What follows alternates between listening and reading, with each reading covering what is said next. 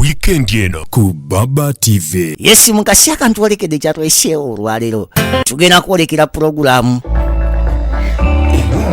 Baba TV obusoga bulaire bannaye DJ bamwekyanywa. Alright, omwami Sekyondo Charles ne mukyala we Namaha Fausta nga ntambula ogenda we bali bannange eradde mami ne daddy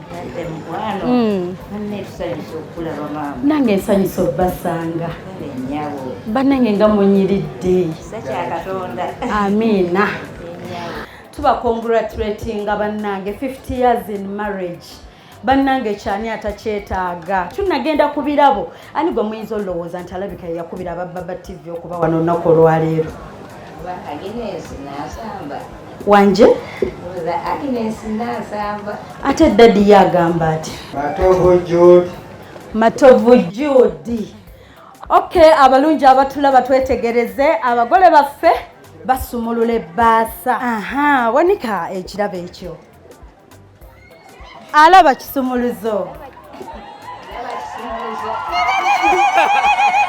obbaasa erimu ekisumuluzo kube natambudde nabo nyambaako ekisumuluzo kino wawe kiggula Agnes